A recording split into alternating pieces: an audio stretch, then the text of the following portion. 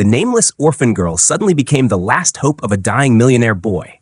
Doctors said he had 6 months left, but one small act from her changed everything.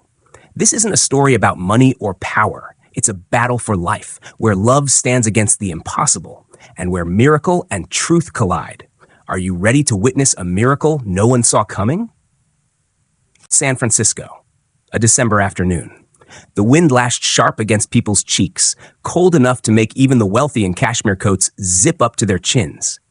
But 8-year-old Lily Grace had only a wrinkled dress and a hoodie with torn sleeves. She sat curled up at the base of the Market Street cable car stairs, hugging a plastic bag of recyclables. Her eyes still sparkled, as if she'd never been introduced to despair. Inside her hoodie pocket was her treasure for the day. Half a sandwich, a little dry, but a precious dinner nonetheless. Enough to share, she whispered. She always shared, even when she had only half. A gust of wind drove her toward a nearby park for shelter. Between the towering pines and the crunch of dry leaves beneath her feet, she heard it, a tiny, muffled cry. Lily stopped. Sitting alone on a stone bench about 20 steps away was a boy around 7. He wore a luxurious fur-lined coat, but his hands were trembling. His feet didn't move, resting quietly on a wheelchair. "Hi," Lily called out. No response. She stepped closer and held out the piece of bread. "Are you hungry?" No response. But the boy's eyes were fixed on the bread. Lily gently broke it in half, placed a piece in his hand, then sat down beside him. He chewed slowly, swallowed. He didn't look at Lily, but the tears in his eyes finally stopped. "Who are you?" His voice was hoarse. "I'm Lily. Today I found 4 water bottles, 2 energy drink cans, and a nearly whole sandwich." A faint smile flickered in his eyes, for the first time in what felt like forever. Just then, a figure stepped out from behind a distant tree. Black suit, Bluetooth earpiece, eyes sharp as knives. "Kid, step away from him. That boy is Noah Bennett." Lily jumped up. "I didn't do anything. I was just giving him food." The man pressed a button on his earpiece. Unauthorized contact with the subject, returning to the estate, possible threat. In that instant, Noah screamed, his voice ripping through the cold air. "No, don't touch her. If I lose her, I'll die." Everything stopped. The man froze. Lily, trembling, had no idea what was happening. The top-floor therapy room at Bennett Memorial Hospital was designed like a luxurious glass garden. Imported greenery, a self-filtering oxygenated fish tank, and robots that spoke in voices softer than a breath. But to 7-year-old Noah Bennett, it was nothing more than a glass cage, quieter than the darkest night. He didn't speak, didn't smile, didn't respond. 18 months of intensive treatment had yielded nothing. Grant Bennett, Noah's father and one of the most powerful figures in medical tech, had spared no expense. He brought in top specialists from Switzerland, Japan, Israel. Money was no object. But all he ever received in return was one quiet report from the medical team. He doesn't respond. His brain is quietly deteriorating. Our estimate, the final 6 months. That morning, during a meeting with the R&D division at the San Jose branch, Grant received a sudden call from his private security officer. "Sir, Noah just spoke." There was a beat of stunned silence on the other end. Grant stood up without a word. A private helicopter flew him back to San Francisco in 27 minutes. Noah sat quietly in the hospital's small office, eyes fixed on the security camera like he was waiting for something. Grant stepped inside. The boy didn't turn. "What did you just say?" His voice was raw. Noah whispered, "I don't want them to take her away. I need her." No doctors, no therapy dogs, no virtual AI specialists.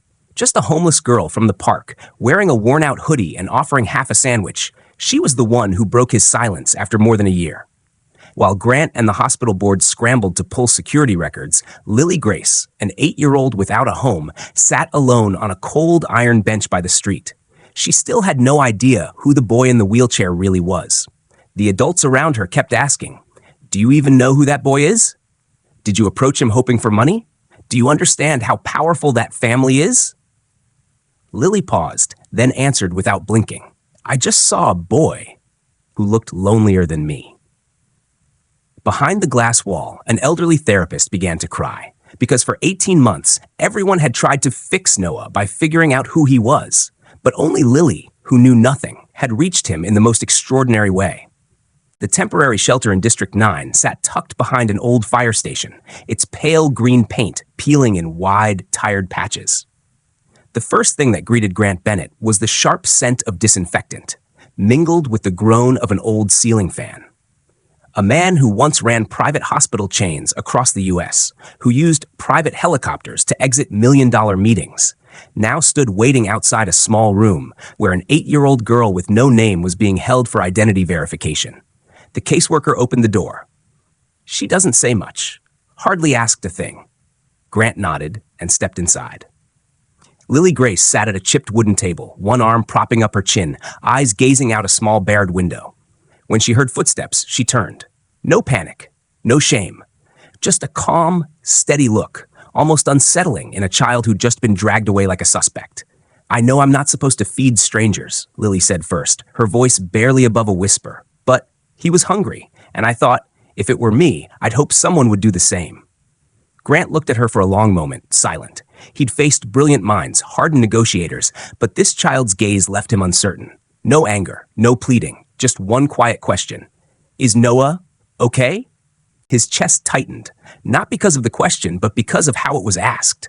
As if she truly didn't care what happened to herself, only what happened to Noah. A moment later, Grant exhaled slowly.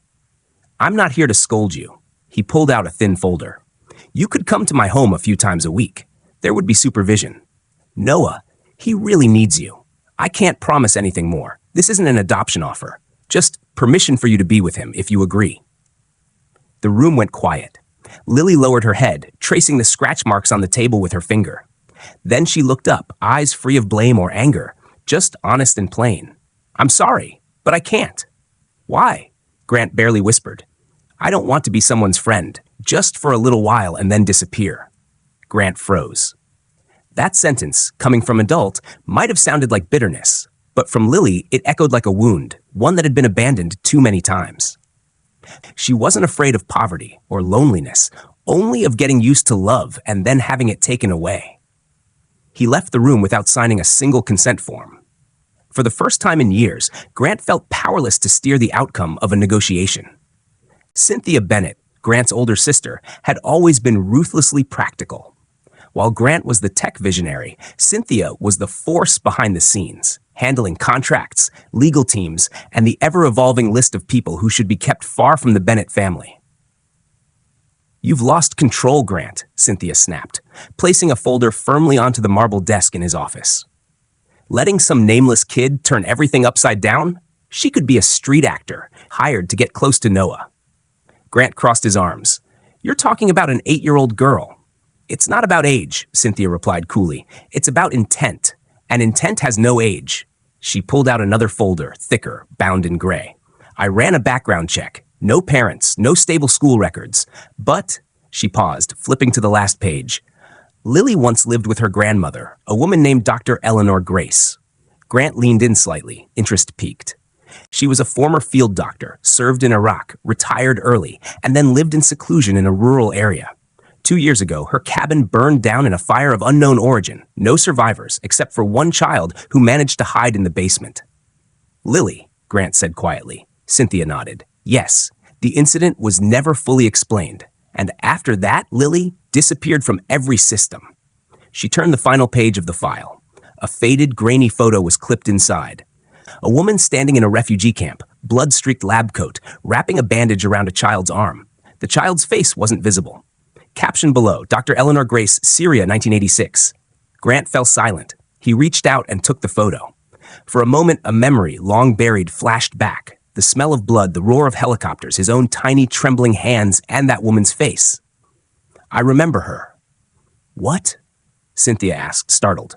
Grant spoke slowly, as if piecing together a sealed-off part of his mind. "When I was 5, I got caught in an explosion in the Middle East.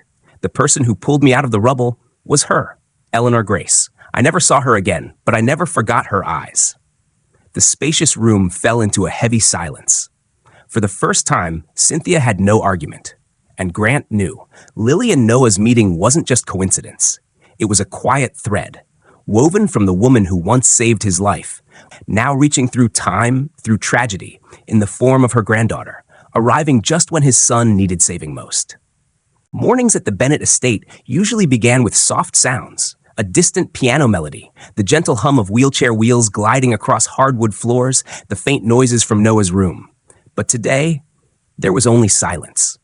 Noah had been curled up by the window for 3 hours, staring out at the spot where he and Lily had launched paper planes made from napkins the day before. Now, those little crafts lay scattered across the lawn, soaked in cold morning dew.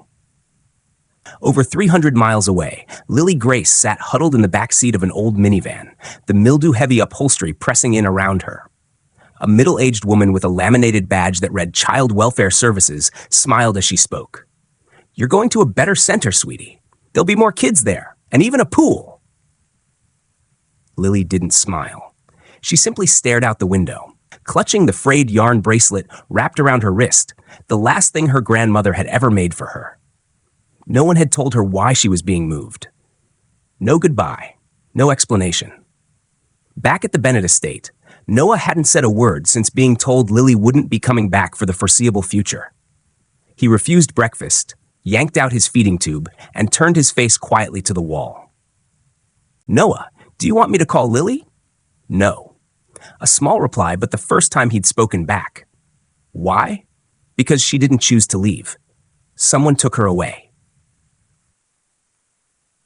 Grant felt like something was choking him. He immediately ordered security to pull all entry and exit records from the temporary care center where Lily had stayed.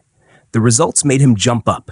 A strange woman with unclear identity had picked Lily up under the pretense of a transfer coordination. No official order, no government paperwork, only one signature, and a familiar internal code. Cynthia's code. That evening, as the hallway lights cast long shadows across the marble floor, Grant entered his sister's office. No knocking, no courtesy. "What did you do to Lily?" Cynthia wasn't surprised. She just sighed softly and set down her glass of wine. "A child who gets too attached will ruin Noah's treatment." "Ruin?" The boy spoke again, smiled again, ate again, all because of her. "And what if one day he loses Lily? You want him hurt twice as much?" Grant stepped closer, inch by inch. "Don't you get it? Being separated without reason, that's the real trauma, and you cause the relapse." For the first time in many years, the Bennett siblings didn't just argue, they confronted each other like strangers. Grant left the room, eyes red-rimmed. "I will find her, even if I have to tear this whole system apart." 1 week, 7 days since Lily vanished from Noah's life, leaving an emptiness that nothing could fill. For Grant Bennett, it was a sleepless stretch of days. A man who once ran a billion-dollar tech empire now clung to every fragile clue like a desperate father. He had deployed a private search team, expanding the hunt into neighboring states. Every night, the haunting image in his mind was Lily curled up somewhere, lonely, cold, hungry, believing he was the one who had pushed her there. At dawn on the 8th day, a call came from an elderly pastor at the Nevada border. She told of a wandering little girl brought to the church, running a high fever, her skin bluish, struggling to breathe. The girl said her name was Lily. She wouldn't leave because she was afraid of being taken away again. Grant didn't wait a minute longer. His private helicopter lifted off that very night. For the first time in years, he carried a bouquet of wild daisies, Lily's flowers for the homeless, as she once called them. When Grant stepped into the small room behind the church, the flickering oil lamp revealed a tiny figure lying on a wooden bed, cheeks flushed with fever, clutching a cloth bag holding a few wrapped candies. Lily opened her eyes at the sound of the door. She said nothing. Grant knelt beside the bed. "Lily, I was wrong. I trusted the wrong people, and the price is the fear I see in your eyes." He grasped the small hand, cold from the high fever. "I'm not asking you to forget. Just please don't let Noah lose anyone else. He still keeps a seat at the dining table for you. No one has dared to sit there." Lily was silent for a moment. Her eyes welled with tears, but there was no anger, no blame. She only gave a faint smile, fragile like a candle about to go out. "I'll come back if I can sit with Noah at breakfast tomorrow." He looked toward the empty chair across from him. The next morning at the Bennett estate, Noah for the first time sat at the dining table on his own, no help needed. He looked toward the empty chair across from him, and his heart raced as Lily entered, her hair slightly messy, the hospital gown still smelling faintly of medicine, but her smile intact. Noah smiled, very softly. Grant, standing behind, clenched his fists. Not out of worry, but because he knew life had returned, not in the hospital, but right here, in this kitchen. Since the day Lily Grace officially stepped into the Bennett estate as an honored guest, the atmosphere in the house seemed to soak up the morning sunlight. The breezy hallways, the warm golden light flickering across the murals, and soft laughter drifting through the glass doors all felt alive. Lily didn't fuss over fancy dresses. She kept wearing the old beige sweater Dr. Grace had knitted, worn soft and gently faded. Every morning, she woke up before the sun and ran straight to the kitchen to prepare breakfast for Noah. The 7-year-old boy now sat steadily in his high chair, his eyes flickering with fragile joy. Gently, Lily helped Noah sit up and placed a warm bowl of buttered porridge in front of him. For the first time, Noah reached for the spoon and practiced chewing each small bite. Every and ah cracked like a breaking cocoon, signaling a miracle beginning to take shape. All right, Noah, you can feed yourself now, right? Yeah. Noah's soft, muffled voice fell over the silent dining room. Lily smiled brightly. Good job, sweetheart. She guided Noah through each step. Lift your head, chew carefully, swallow slowly. Farther away, Grant Bennett leaned against the doorway, his eyes glowing brightly for the first time after months of worry. Every afternoon, Lily helped Noah out to the small backyard garden behind the estate. The boy practiced steering his electric wheelchair through simulated obstacles, a fake sidewalk patch, a sharp turn, even a slightly tilted wooden plank. Lily walked behind him, hand raised in protection, waiting for him to flick the little green light on the control panel before he sped forward. The first time Noah crossed the wooden bridge, his eyes lit up. Look at me, he cheered, as if he'd just won the lottery of love. Lily just smiled, bending down to straighten his shirt. You're amazing. It wasn't just about eating and moving. Lily knew the most important things to Noah were smiles and eye contact. Every night before bed, she told him simple stories about the sky, street children, and the fancy pigeons that often perched shyly on the tree branches outside the mansion. Those stories became mirrors reflecting his desire to live. Gradually, Noah began to play and laugh brightly as Lily mimicked the parrots sitting on the roof tiles. For the first time in a long while, Mr. Bennett heard his son's pure laughter, like tiny stars flickering through the night. Alongside Lily's love, Grant didn't stop at hope alone. He hired a top team of neurologists who had just received emergency FDA approval for an experimental treatment. This method combined implanting tiny electronic microchips to stimulate the brain with multisensory therapy, a new approach never before tried on children with rare neurological disorders. Each day, Noah was brought to the lab to have electrodes gently placed around his temples, while Lily stayed by his side, teasing him about whether the taste of electronics was like candy. Of course, Noah only chuckled, his mouth curving into a faint smile, though his eyes still looked tired. By the third week, both the medical team and the Bennett family were amazed. Noah showed unexpectedly positive progress. Not only was he speaking more, but he also began to recognize basic colors and draw suns and grass on the whiteboard in the treatment room. New MRI scans revealed that the old degenerating brain tissue was now showing unusual signs of recovery, far beyond initial predictions. The chief doctor even suggested considering shortening the 6-month gap because Noah might not be far from the ground after all. Grant went still hearing the news. He glanced softly at Lily, holding Noah's small hand tightly. She smiled gently, her eyes sparkling like morning dew. I told you, didn't I? I just need to be with him so he knows he's not alone. And in that moment, all the scientific effort and love converged, creating a true miracle. A quiet afternoon at the Bennett mansion found Noah resting in his room while Lily wandered through the house with endlessly curious eyes. She had never grown used to the vastness and mystery of this home, where every nook and cranny seemed to hold an untold story. Suddenly, while tidying up a dusty old corner in the basement, Lily discovered a small wooden box covered in dust. On the lid, faded handwriting read, Eleanor Grace, Lily's grandmother's name. She opened it slowly, her hands trembling slightly as the keepsakes inside appeared under the dim light. Inside the box were a few small belongings, along with a letter yellowed by time. Lily sighed deeply, emotions flooding her heart as she read the words her grandmother had left behind. Dear Grant, if you are still alive in this world, always live kindly and keep your heart compassionate. One day not far away, you will meet a child with the same eyes you had long ago, and that child will be the light guiding your way. Lily didn't fully understand the meaning of the message, but felt its importance. She gently held the letter, deciding to bring it to Grant.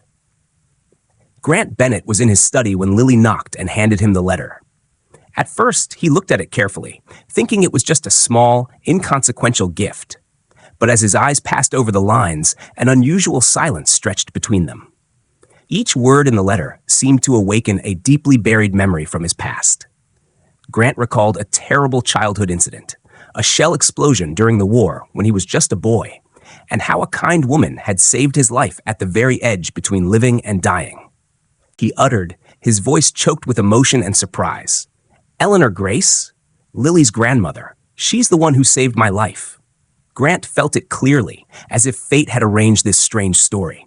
Lily's grandmother, a woman he had never met, was not only the one who had kept him alive, but now her granddaughter, Lily, was saving his son day by day from a terminal illness. In that moment, all doubts and misunderstandings about Lily vanished.